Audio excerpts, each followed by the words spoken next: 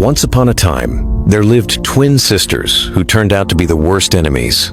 They weren't identical, but their names were Savannah and Sierra. From the time they were little girls, they fought over everything they came across: toys, clothes, shoes, and even their parents' attention. One time, Savannah broke a glass cup over her twin sister's head after realizing Sierra had used her special cup to drink some tea. In return, Sierra swapped out Savannah's shampoo with hair removal cream 2 days before Savannah was supposed to perform in her school's cultural dance show. By the time they turned 14, the entire house had become a war zone. Savannah once locked Sierra outside in the rain for 3 hours. Sierra retaliated by pouring paint into Savannah's school bag the night before her final exams. Their parents, Mr. and Mrs. Whitaker, were now completely worn out. Every day was filled with chaos, and nothing they tried could get their daughters to love or even tolerate each other. One evening, the girls got into a brutal fight in their living room. It started with a slap and ended with broken plates, blood on the wall, and a near-fire incident caused by a candle they knocked over while fighting. So Mr. Whitaker decided it was time to separate the twins. He sent Savannah to go live with his brother in another city, leaving Sierra alone at home. The twins were thrilled to finally be apart. They went on to live separate lives, happy, peaceful, and surrounded by new friends who didn't constantly remind them of their twin. For the first time in their lives, they experienced peace. Savannah thrived in Charleston. Her uncle was strict but kind. Under his guidance, she became disciplined, focused, and ambitious. She joined her school's science club and even won a statewide robotics competition.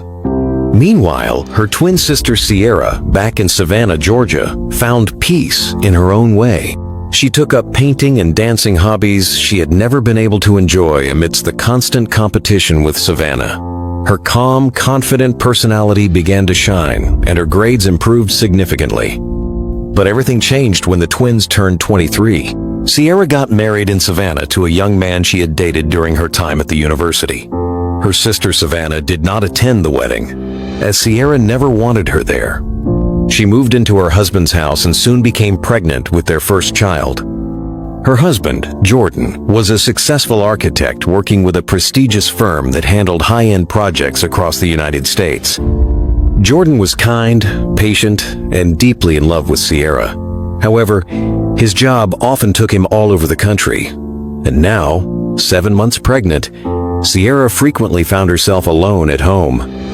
She kept busy with baby preparations, decorating the nursery, shopping for baby clothes, and reading parenting books. One afternoon, her husband Jordan returned from a work trip with an announcement. "Babe," he said gently, rubbing her belly, "the company is sending me to Miami for a month. It's a last-minute project for one of our top clients and they specifically asked for me." Sierra's face fell as she looked him in the eye. "So, you're leaving me alone again?" she asked softly. Jordan smiled, then leaned in and whispered, "You're coming with me. I've already booked our apartment right by the ocean," he added. Sierra couldn't hide her excitement. All her life, she had never been to Miami. The thought of finally going filled her with joy. She packed her bags eagerly, preparing for the trip. A week later, they arrived at the luxurious Seaview Apartments in Miami. It was everything Jordan had promised. It sleek, modern, and tranquil, with glass walls that opened to a breathtaking ocean view. For the first time in weeks, Sierra felt alive again. Every morning she stood on the balcony in her flowing maternity gown, sipping a mocktail while humming lullabies to the baby growing inside her. Miami felt magical, and Sierra was having the time of her life. One sunny afternoon, she took a stroll around the estate and came across a small salon tucked in the corner. She decided to step in to wash her hair and unwind a bit. She sat in a chair, waiting her turn, her belly round and prominent beneath her dress. Just then, the door opened and her husband walked into the salon, but he wasn't alone. Standing next to him was another woman. Sierra's heart skipped a beat. She stood up, ready to confront them, but then she froze. The woman with her husband was Savannah, the same twin sister she hadn't seen in nearly 10 years. Savannah now owned a company that specialized in smart home technology. She was based in Miami and had been contracted to work on the very project that brought Jordan there. Sierra stood frozen, her swollen belly rising and falling with each shaky breath. Of all the women in Miami, it had to be her twin sister, Savannah. Her eyes darted between her husband and her estranged sister, and she didn't know what to feel. Had 10 years really changed anything? She wondered, staring at the woman who mirrored her in so many ways, yet felt like a stranger. Savannah looked just as stunned to see Sierra. Jordan, who had heard plenty about Sierra's twin but had never met her, stood like a deer caught between two predators. No one said a word, but their silence screamed with tension. Finally, Savannah offered a polite smile and opened her arms for a hug. But Sierra wasn't falling for it, not this time. She pulled Jordan by the hand and stormed out of the salon, dragging him all the way back to the apartment. "You can't possibly work with my twin sister," she said, her voice shaking with emotion. Jordan looked uneasy. "The client chose us both, Sierra. We were handpicked. There's no way around it now. It's not personnel, it's just business." But deep down, Sierra felt that old familiar tug in her chest. That warning sign she used to get as a child whenever Savannah set her eyes on something she wanted. She remembered how Savannah had once snatched her childhood best friend just because the girl called Sierra her favorite twin. Or how Savannah had flirted with her high school crush, not because she liked him, but just to spite her. And now, she was back. Sierra feared that history was about to repeat itself, and this time, she wasn't going to let it happen. She pleaded with her husband to walk away from the project, but Jordan saw no reason to do so. He reassured her with calm words and warm hands, reminding her of how much he loved her. Reluctantly, Sierra decided to trust him. After all, Jordan had never given her a reason to doubt his loyalty. But on the other side, Savannah couldn't quite understand what was happening to her. She had never met Jordan before in her life, and yet, she felt strangely drawn to him. Realizing that he was her twin sister's husband was like waking up in a fog and trying to convince herself the world was solid. She tried to shake it off. But each time she saw him, whether during late-night design reviews or while laughing over sketches, or just hearing the way he said her name, it stirred something inside her that she couldn't control. At first, Savannah made an effort to keep her distance. She told herself it was just the excitement of working on a high-profile project, but the more time she spent with Jordan, the more those feelings grew and the harder they became to ignore. Eventually, it became unbearable. One night, they were working late at the project site. The office was quiet, the lights dimmed, rain gently tapped against the tall glass windows. Jordan stood beside her, explaining the new framing concept in his design. Savannah wasn't listening. She was watching his lips move, the light in his eyes as he spoke with passion and focus. She didn't even realize when she reached out and touched his arm. Jordan turned to look at her, and in that one look, something broke. They kissed. Just once. But that kiss was the crack in the dam. From that night on, they couldn't stop. Savannah and Jordan began meeting in secret at the project office, in quiet hotel lounges, even inside Savannah's car, parked in a dark, secluded corner of the estate. It was wild, intense, electric, and filled with guilt. But neither of them stopped. Savannah started convincing herself that maybe, just maybe, fate had made a mistake. Maybe she was the one who was supposed to be with Jordan all along. As for Jordan, he had never felt anything like it. Savannah was bold, fiery, and unapologetically confident everything that once drew him to Sierra. But Sierra had changed. She was quiet now, emotional, tired, always drained from carrying the pregnancy, from the loneliness, from trying to be strong. He told himself he still loved his wife, but Savannah made him feel alive. And so, their secret relationship continued and deepened. Months later, Sierra was back in Atlanta, lying alone in a hospital bed. screaming through the pain of childbirth and betrayal. Jordan was in Miami, wrapped in the arms of her twin sister, tangled in sheets and sweat, while his wife cried out for him. The hospital tried to call. His phone was off. Sierra gave birth to a beautiful baby girl, tears streaking her cheeks not from labor, but from the agonizing sting of abandonment. 3 days later, Jordan finally returned to Atlanta. He walked into the room to find Sierra in a rocking chair, gently cradling their daughter, humming a broken lullaby. She didn't look up right away. Shame wrapped around his chest like a rope. He had missed everything. He hadn't held her hand, hadn't heard his daughter's first cry. And he knew exactly where he had been in the arms of Savannah, Sierra's own flesh and blood. When Sierra finally looked up at him, her eyes were cold and blank. "I named her Zara," she whispered, rocking slowly. "It means show the world, because one day I'll show the world what betrayal looks like." Jordan stood there frozen, guilt crashing over him like a tidal wave. He stepped forward, trying to speak, but Sierra raised her hand. "Don't," she said calmly. Jordan began to plead, offering weak excuses for why he wasn't there. But Sierra didn't buy a single word. She could smell another woman's perfume on his shirt, Savannah's scent, while his lips tried to shape lies into something that sounded like truth. Sierra didn't scream. She didn't accuse. She simply stood up, placed baby Zara gently into her crib, and walked into the bathroom, closing and locking the door behind her. She leaned against the door. And that was when she finally let the tears fall. Not because she was weak, but because she was finally done pretending she wasn't broken. In the bedroom, Jordan sat on the edge of the bed, staring at the crib. The soft, even breath of his newborn daughter filled the silent sea of peace he didn't deserve. His hands trembled as he reached out to hold her for the very first time. She was so small, so delicate, so perfect. And he was a mess of guilt and shame, tangled in betrayal and lies. As he held his daughter, Jordan asked himself what kind of man he had become, the kind who sleeps with his wife's twin sister. Suddenly filled with clarity, he picked up his phone, determined to end things with Savannah. But before he could dial, the phone rang. It was her, and she was crying.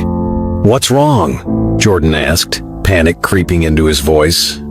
"I'm in Atlanta," Savannah sobbed. "I had to come. I needed to see you. Jordan, I lost the baby." Jordan froze, his heart pounding like a war drum. "What do you mean, the baby?" he asked slowly, stunned. "I was pregnant," she whispered. "But I lost it." Jordan stood still, the words echoing inside his head. He never even knew she was pregnant. He gently placed Zara back into her crib, kissed her tiny forehead, and walked to the bathroom. "Sierra," he said, tapping the door. I'll be back soon." But Sierra said nothing. She just turned on the faucet, letting the sound of running water drown out whatever was left of his voice. Jordan grabbed his car keys and rushed out. He met Savannah at a quiet restaurant across town, far from where anyone might recognize them. She was already seated in a dark corner, her eyes red, her face pale and tear-streaked. He slid into the seat across from her, his expression tight with panic. "What's going on?" he asked. Savannah wiped her face, sniffled, and looked down. "I lost the baby," she repeated softly. Jordan's eyes widened, shocked to the core. He never knew there was a baby to lose. The words slammed into Jordan like a punch. He sank into the chair, stunned and unable to breathe. "But you never told me," he muttered, looking across the table at Savannah. "I was going to," she said softly, wiping her tears. I didn't get the chance before I lost it." Jordan buried his face in his hands. The weight of his betrayal was crushing him. Every minute of what they had now felt like poison. He knew he had to put an end to it before the damage became permanent. "I can't do this anymore," he said firmly. "It's over, Savannah." But Savannah's head shot up in disbelief. "What?" she asked, her voice rising. "You're leaving me? Now?" At a time like this, when I need you the most? Jordan kept his voice calm. What we did, it was a mistake. I married Savannah to your twin sister, for crying out loud. At the mention of her twin sister, Savannah's face twisted in rage. So that's it? She snapped. You're choosing her over me? There's no choosing, Jordan said. I already chose. That's why she's my wife. I loved her long before you and I ever happened. Please, Savannah, stay away from us. Don't call me again. And with that, Jordan stood up and walked out, leaving Savannah alone at the table, her heart cracking open in the silence. Savannah returned to her hotel room, her entire body shaking with rage and heartbreak. She couldn't believe Jordan had walked away from her after everything they'd shared. She couldn't bear to see her sister with the man she had fallen in love with. So, in the dead of night, she packed her suitcase and drove straight to Jordan and Sierra's house.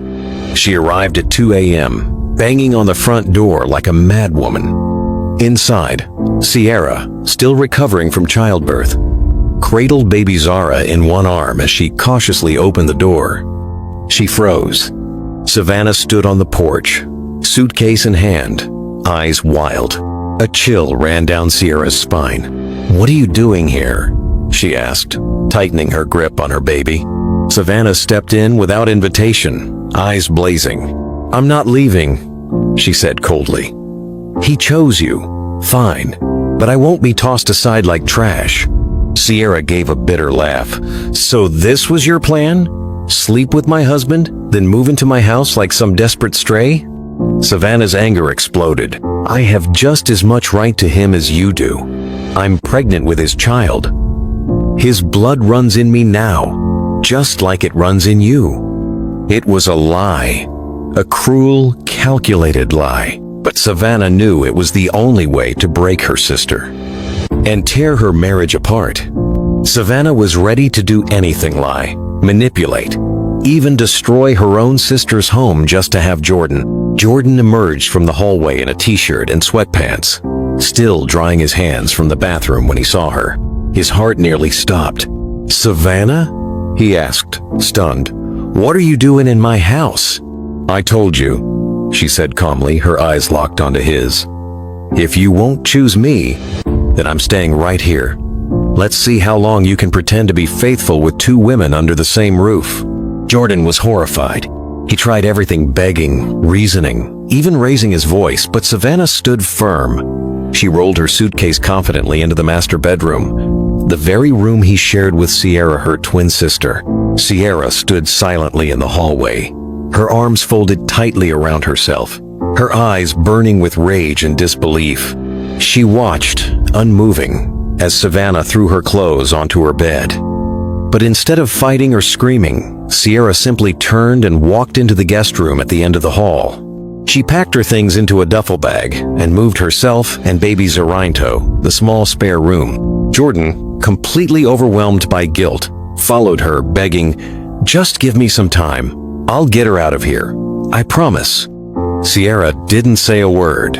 She just laid Zara down in the crib and shut the door behind her. Jordan, heart pounding with shame, lay beside his wife in silence, while Savannah sprawled out in the master bedroom alone, victorious but still unsatisfied.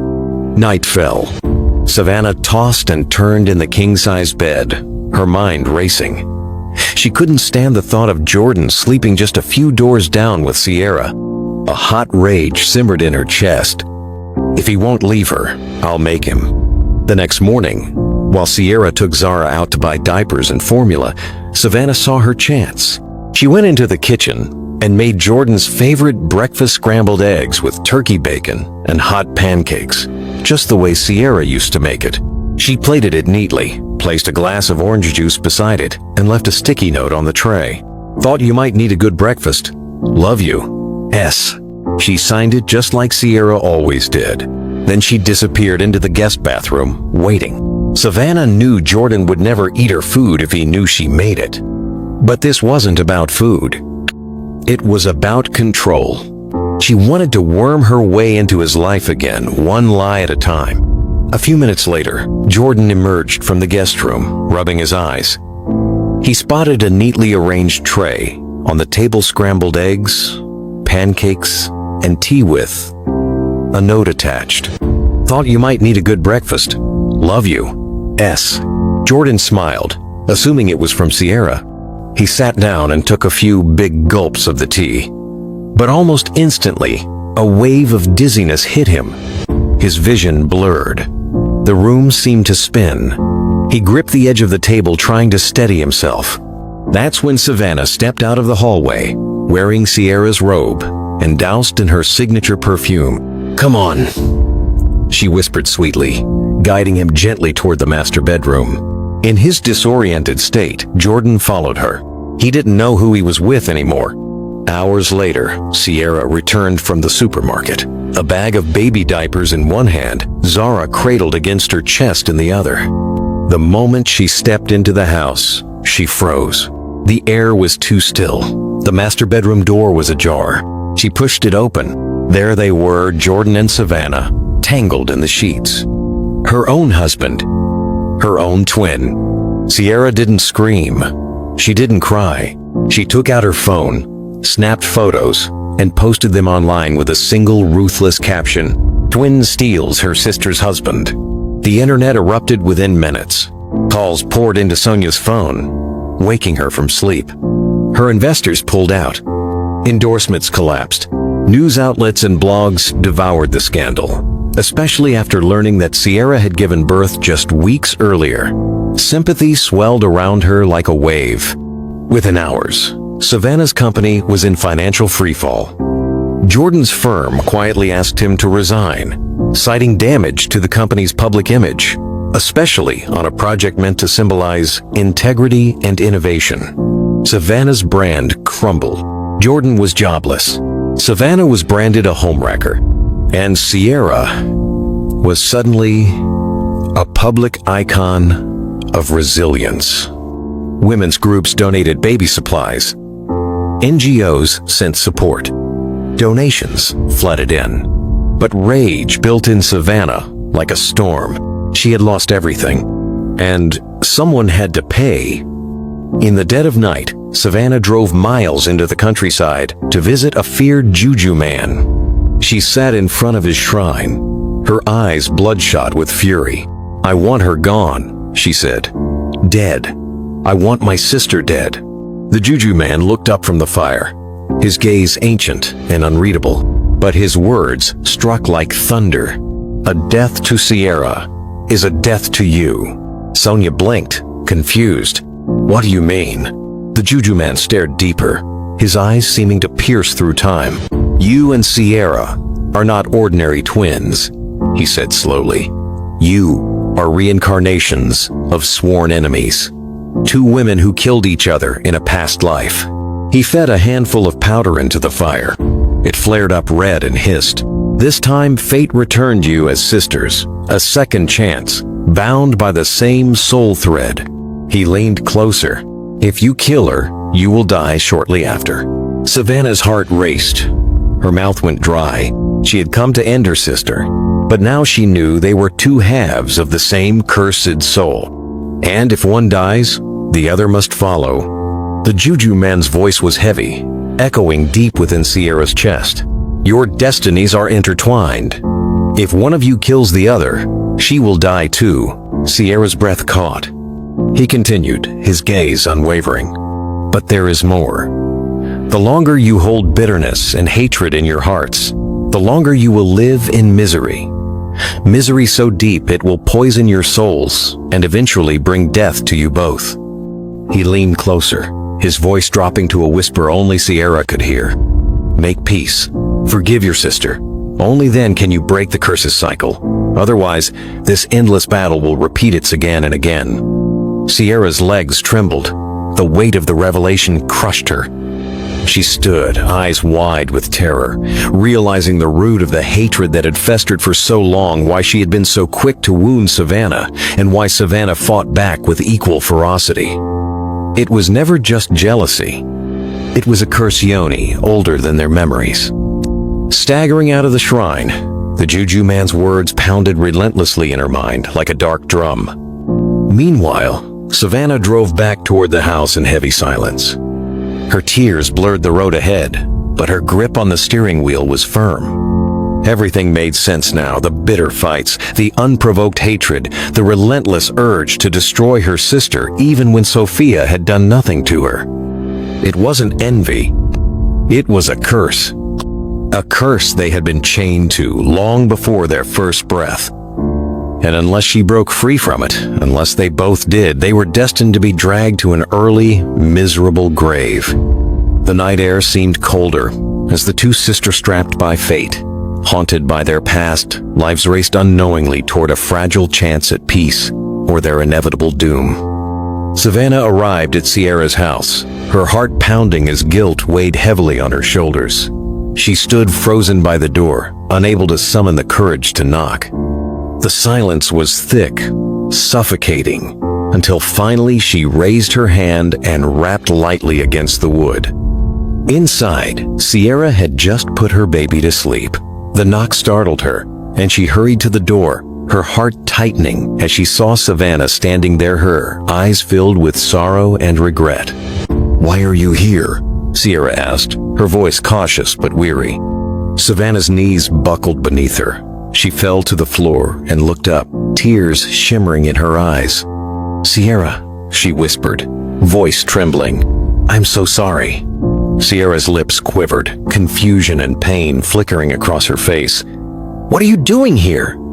"I came to kill you," Savannah confessed in a broken voice, the truth ripping through her like a jagged blade. "I thought if you disappeared, I'd finally be free from the hatred that's poisoned my heart. But instead, I found the truth." Sierra's body went cold. "What truth?" Savannah took a shaky breath and shared the Juju man's revelation. "We're not just sisters. We're reincarnated enemies, bound by a curse that has followed us through lifetimes. We killed each other once before and returned as twins, carrying the same bitterness and pain. Now that we know this, we must choose, heal, and break the curse, or keep fighting and face the same fate again." Sierra stood frozen, torn between disbelief and a strange, undeniable understanding. Something deep inside her whispered that this was true. Then Savannah's voice cracked as she made a confession that shattered the fragile barrier between them. "I drugged Chima," she admitted, eyes brimming with tears. "That day I sprayed your perfume, wore your robe to trick him into sleeping with me because he wanted nothing to do with me. And I lied to you about being pregnant, hoping you'd leave him for me." Sierra's breath caught in her throat. She stared at the woman kneeling before her, the same woman who was her twin, her enemy, her blood now stripped bare of all pride, confessing every sin and lie. Savannah's voice shook as she pleaded, "Please, I'm not here to deceive you anymore. I want us to break this curse and live in peace. I've told you everything, the absolute truth, and I'm sorry for every terrible thing I did. If you can't forgive me, I will understand. But please, don't carry this hatred in your heart forever." Sierra's heart wrenched.